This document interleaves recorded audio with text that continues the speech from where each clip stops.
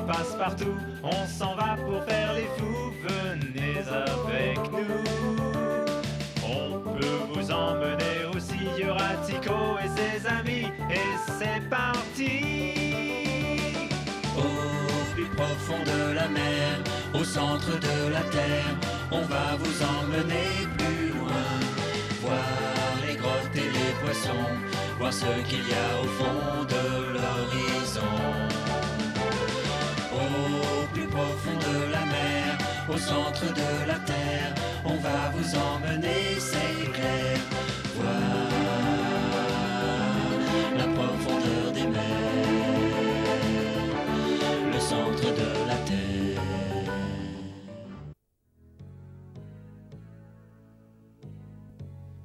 Et 6 jours ont passé depuis que nous avons quitté Londres pour voyager jusqu'au centre de la Terre. Monsieur Sullivan, qui a parié 20 000 livres sterling avec mon vénéré maître, a chargé son complice Transfert de nous empêcher d'arriver à destination. Et si Monsieur Fogg n'était pas aussi courageux, il aurait déjà sûrement réussi. Nous sommes finalement arrivés sains et saufs à Hambourg, où nous avons embarqué sur un navire appelé Eleonora et mis le cap sur Copenhague. Pendant ce temps à Londres, nos amis étaient confiants quant à la réussite de notre aventure.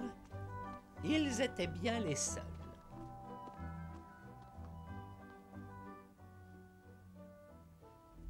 Ces imbéciles sont persuadés que Fogg va réussir et ils sont même prêts à parier leurs économies là-dessus.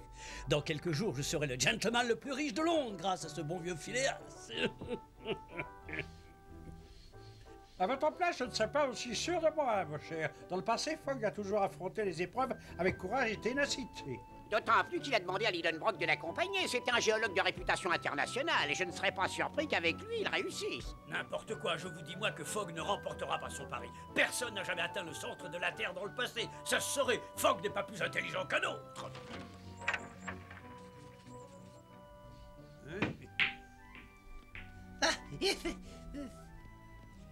J'apporte de bonnes nouvelles, messieurs. Je viens d'apprendre que Phileas Fogg s'apprêtait à accoster à Copenhague. Son navire s'appelle Eleonora. Qu'est-ce que je vous avais dit? Ça Ça ne ne m'étonne m'étonne pas pas de du tout de lui. C'est ça, messieurs, serrez-vous la main pendant qu'il en est encore temps. Cette fripouille de Fogg n'ira pas loin. Transfert s'occupera de lui personnellement.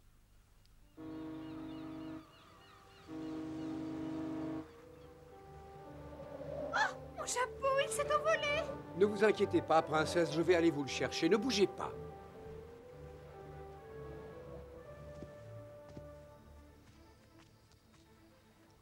Mais pardon, monsieur, vous n'auriez pas perdu un chapeau par Mais hasard? si, justement. Enfin, ce n'est pas le mien. Il appartient à ma femme. Elle vous en sera très reconnaissante. Monsieur Fogg, on vous demande, vous devriez aller voir ce que c'est. Allez, au revoir. Profites-en, mon grand, bientôt tu n'auras plus l'usage de tes jambes.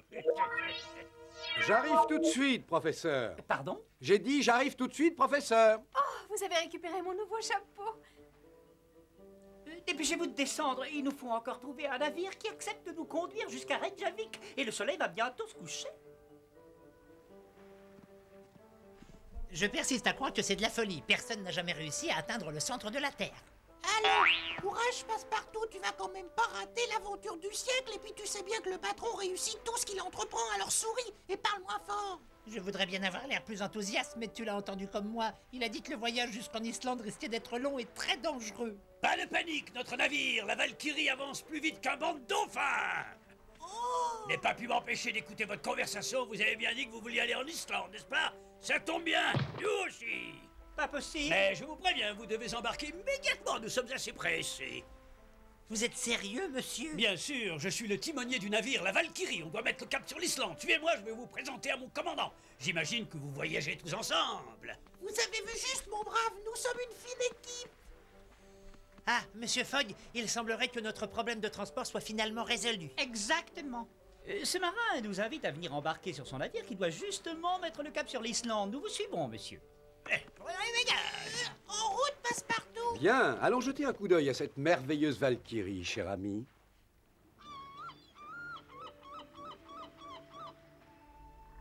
À quelle heure levez-vous l'ancre? Il se fait tard et nous sommes malheureusement assez pressés. Mon ami n'exagère pas, nous avons déjà pris du retard. Votre timonier nous a assuré que la traversée serait très courte et sans danger. Vous le pensez? J'ai choisi le bateau le plus rapide de tout le port de Copenhague, messieurs, et quand nous aurons levé l'ancre et hissé la grand voile, vous pourrez vérifier par vous-même que nous filons plus vite que le vent. Faites-moi confiance, messieurs, vous ne verrez même pas le temps passer. Et voilà, espérons que ça résistera à la tempête. Quoi? Quelle tempête? Il a jamais été question d'une tempête. Bah, je t'ai bien eu, hein? C'est vraiment pas drôle. Tu vas me le payer. Dès que je serai descendu sur le pont, maman, j'ai le vertige. Passe-partout, reste pas planté là, viens me chercher. Oh. Ça va, Tico? La vue doit être fantastique là-haut. Je savais pas que t'avais des dons pour l'escalade. Tu vas passer la nuit sur le mât? Au lieu de dire des bêtises, tu veux bien m'aider à descendre? Oh, j'ai peur. Agrippe-toi à l'échelle de corde et suis-moi. Tu n'as aucune raison d'avoir peur, je te le promets. Oh, moi, mais ça va pas. J'ai parcouru le globe de New York à Singapour pendant des années. Et c'est pas une misérable échelle de corde qui va me faire peur. J'ai traversé des épreuves 15 fois plus dangereuses, alors. Parfait. Jusqu'ici, tu te débrouilles très bien, Tico. Continue comme ça et surtout ne regarde pas en bas. J'ai pas envie que tu te casses une jambe. Maintenant, il n'y a pas de docteur sur ce bateau, on sera obligé de te jeter à la mer. Quoi? Qu'est-ce que tu racontes, Passe-Partout? Tu ne feras pas ça à ton meilleur ami quand même. Attends un peu. Oh là là, ça tangue. Mais c'est ta faute, tu m'as fait regarder en bas. Oh là, j'ai mal au cœur. Au secours, je vais tomber. Oh là! Oh non, j'ai oublié mon parachute dans ma valise. Je préfère pas regarder. Oh non, non, Passe-Partout. Oh, je l'ai échappé belle. Heureusement que je voyage avec un ami qui a une grosse tête. Ah, t'as eu beaucoup de chance, Tico. Mais à l'avenir, je te conseillerais d'être plus prudent. Le voyage est loin d'être terminé. Très bien. Il nous reste encore à transporter la cargaison à bord, mais je vous promets de lever l'ancre quoi qu'il arrive dans 5 heures. En attendant, vous n'avez qu'à visiter la ville. Mais nous n'en ferons jamais le tour dans un temps aussi court. Copenhague est réputée pour être une cité magnifique. Ne vous inquiétez pas, mon timonier vous servira de guide, il connaît tous les plus beaux endroits. Copenhague n'a plus de secret pour lui. C'est très gentil à vous, commandant. Seulement, avant de partir, j'aimerais ranger mes affaires dans ma cabine. Je suis assez maniaque, vous savez. Ne vous en faites surtout pas, mon cher professeur.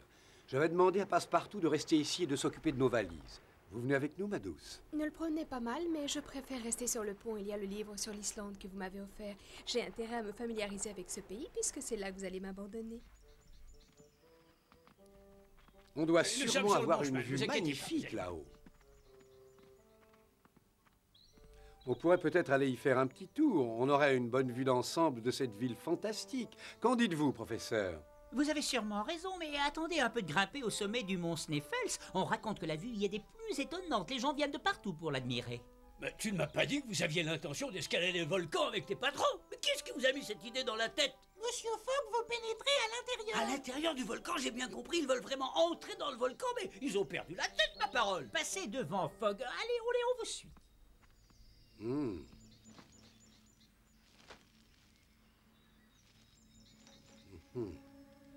Il y a un problème?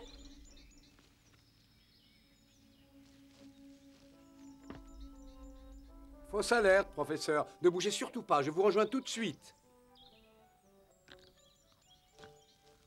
Tout se passe exactement comme je l'avais prévu, il se dirige tout droit vers mon piège. Cette fois, Phileas Fogg, tu n'en réchapperas pas.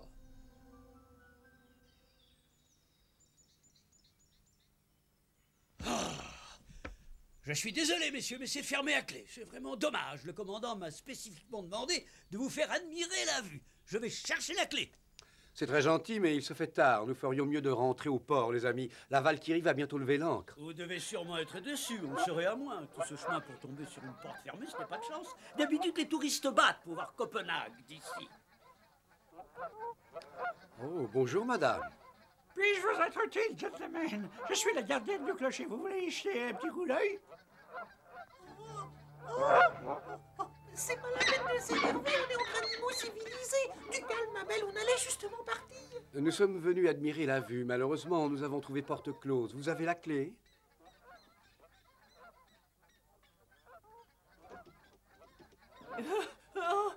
Sois sympa, va jouer ailleurs, je suis occupé. Ne perdons pas de temps, les amis, sinon la Valkyrie risque de partir sans nous. Vous êtes ici chez vous, messieurs. Si vous voulez bien entrer, les fenêtres sont au fond, là. Voilà. On ne vous retiendra pas longtemps, madame. Mais où est donc passé Tico? Tico, où es-tu caché?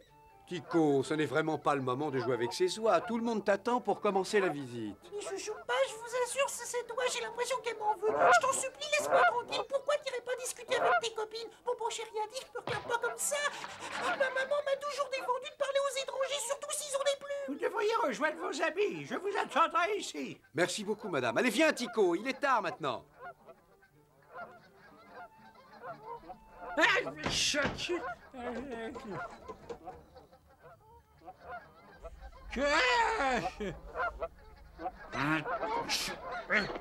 Même si l'ingénieux Phileas Fogg réussit à sortir de sa nouvelle prison, il n'arrivera pas à l'heure au rendez-vous. M. Sullivan remportera son pari et il me donnera de l'argent.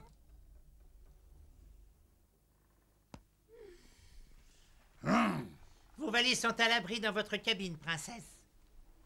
Oh, merci, Passepartout. Mon mari devrait déjà être rentré. Dites-moi, commandant, à quelle heure partons-nous?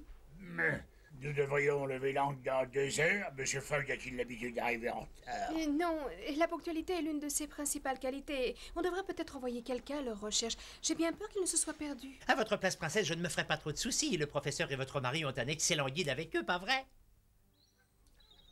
On dirait notre bateau là-bas. Ah, mais oui, c'est bien la Valkyrie.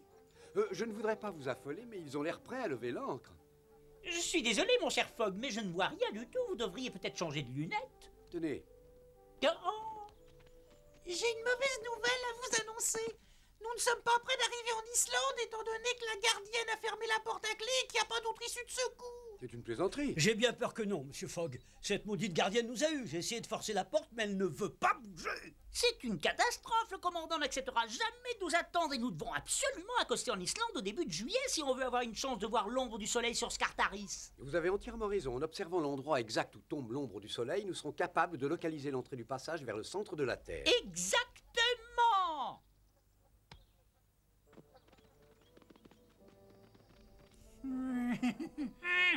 Et je compte sur vous pour nous sortir de là. Ça me ferait de la peine de vous décevoir, cher professeur. Malheureusement, cette porte est bel et bien verrouillée de l'extérieur.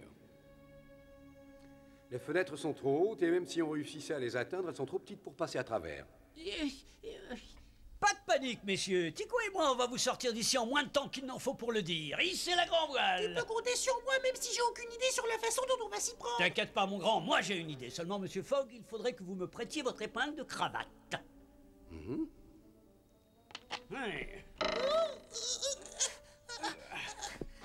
Oui, bravo.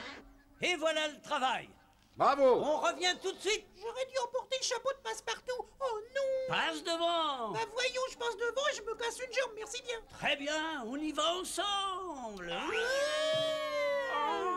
Vous n'êtes pas blessé? Répondez-moi enfin. On est en un seul morceau.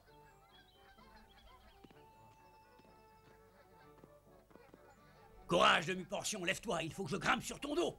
Vas-y, je t'en prie, j'ai l'habitude de souffrir le martyre.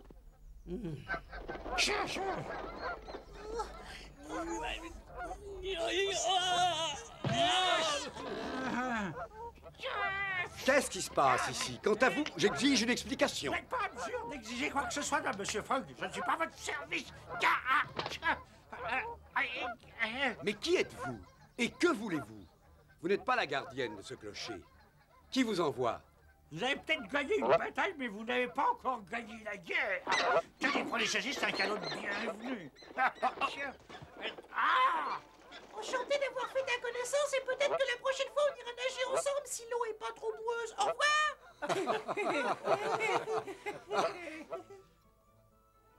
Très bien, Moussaillon, c'est l'heure. Hissez la grand voile. Le vent vient du sud-est. Il nous conduira tout droit jusqu'en Islande. Tous à vos postes et préparez-vous à lever l'ancre. À vous autres, capitaine. Oui, capitaine. Qu'est-ce que je vous avais dit? La Valkyrie part toujours à l'heure. Vous avez bien fait d'embarquer sur notre beau bateau. Vous serez au mont Sneffels avant d'avoir des oufs. J'imagine que c'est Tycho qui vous a parlé de notre expédition. Ce petit voyou n'a jamais su garder sa langue dans sa poche. Vous connaissez sûrement le but de notre voyage en Islande. J'aimerais que tout cela reste entre nous. Pas de problème. Tycho m'a dit que vous aviez prévu de construire une bibliothèque au centre de la Terre. Toutes ces aventures ont sûrement brouillé les idées du pauvre Tycho. Comment voulez-vous conserver des livres à une profondeur aussi importante? C'est ridicule. Peu importe, ma chère, je vous demande de garder le secret. Personne ne doit savoir où nous allons. On nous a déjà tendu un piège à 2 reprises. Ça m'étonnerait que nos agresseurs ne tentent rien d'ici la fin de notre expédition. On vous veut du mal, Phileas? Hélas, oui. Qui, à votre avis, aurait le plus intérêt à faire échouer notre entreprise et qui ne reculerait devant rien pour dresser des obstacles sur notre chemin et nous tendre des pièges? Alors?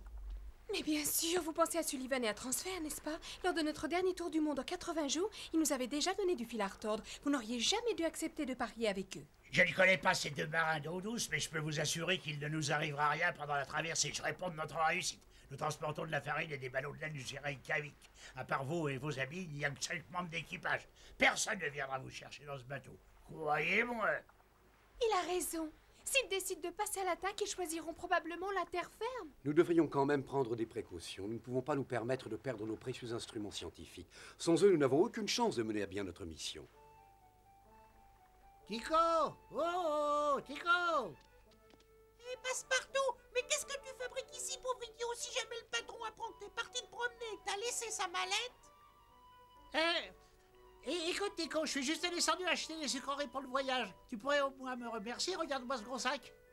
Alors, t'avais promis de plus jamais manger un seul bonbon? Quel menteur! Mais je les ai achetés pour toi, mon grand, pour te consoler de ces péripéties. Et voilà, il y avait du feu.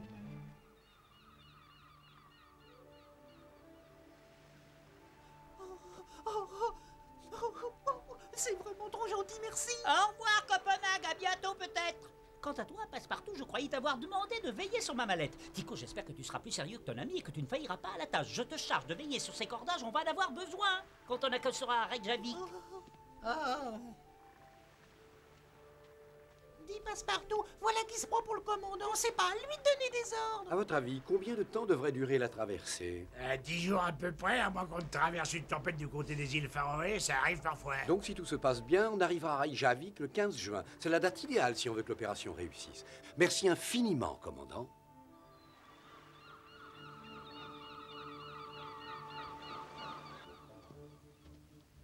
Je vais me cacher là-dedans. Oui. Bon.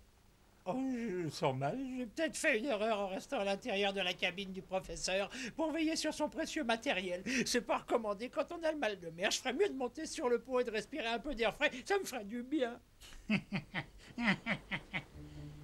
Quel imbécile! Ils ne se doutent même pas que j'ai réussi à embarquer. Ils n'arriveront jamais à destination.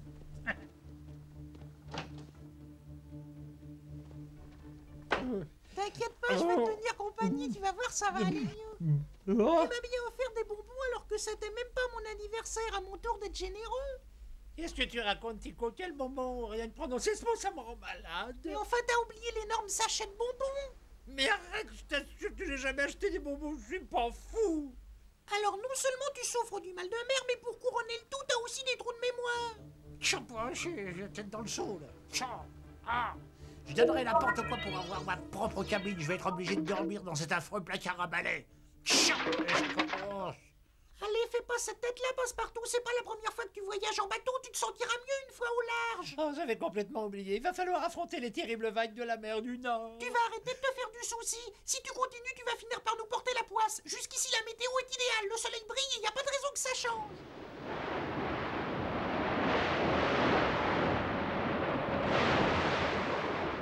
Qu'est-ce que tu disais à propos de la météo? Je m'en souviens plus. Tu ferais peut-être mieux de retourner dans ta cabine. Au moins là-bas, eh ben, tu seras au sec.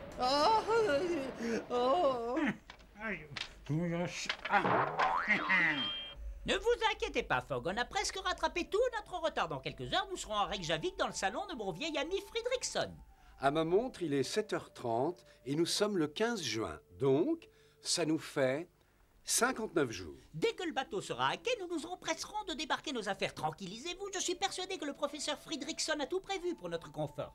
Terre droit devant! Nous atteindrons Reykjavik dans 3 heures. Merci infiniment pour le livre. Le pays a l'air fascinant. J'ai vraiment hâte de le visiter. Pauvre chérie, vous avez l'air éreinté. Je n'aurais pas dû vous emmener. Vous savez très bien que je ne peux pas me passer de vous. Et puis quand vous reviendrez de votre expédition, je vous parlerai des musées que j'ai vus et vous du centre de la Terre.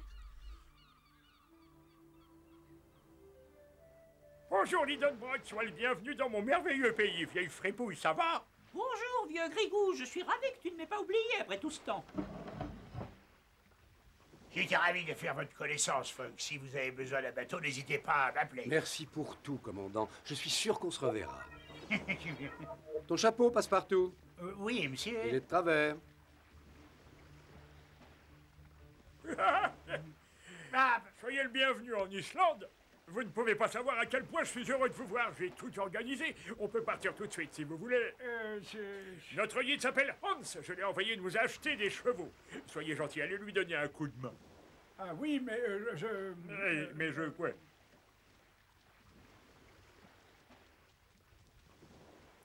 Vieille fripouille. Surtout, tu prends bien soin de toi et tu fais attention quand tu grimpes là-haut. Et n'oublie pas le vieux Tico. Tico, Passepartout, dépêchez-vous.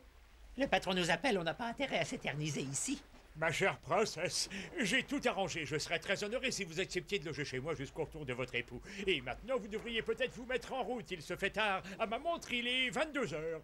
Pardonnez-moi. Comment peut-il être 22 heures? Le soleil brille toujours. Regardez. Dans ce pays, le soleil ne se couche jamais en juin ni en juillet. Oh, c'est pas possible. Mais alors on va devoir rester éveillé 2 mois de suite. Jusqu'à ce qu'on rentre à Londres. C'est bien ça? Eh oui, nous sommes au 75e parallèle. Il va falloir vous habituer à la lumière du soleil. Dans cette zone, une journée dure en tout 2 longs mois. Tiens, vous en voilà, vous. Hein, pardon, on s'est déjà rencontrés. Vous vexez pas, mais j'ai pas la mémoire des visages. Mais je vous promets que la prochaine fois qu'on se reverra, je m'en souviendrai. Ah, bonjour, Hans. Les amis, laissez-moi vous présenter votre guide. Il ne parle pas beaucoup, mais il ne rechigne pas à la tâche. Il vous sera d'une aide précieuse. Ne le perdez pas en route. Je suis drôle.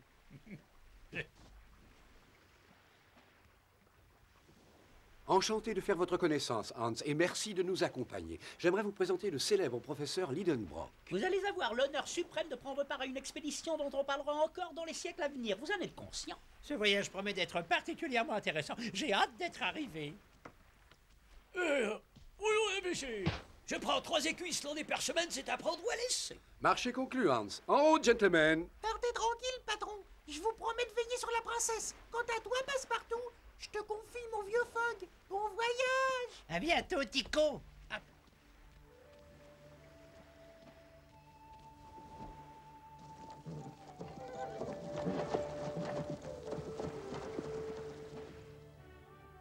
La course contre la montre continue, mais de nombreux obstacles s'élèveront sur notre route.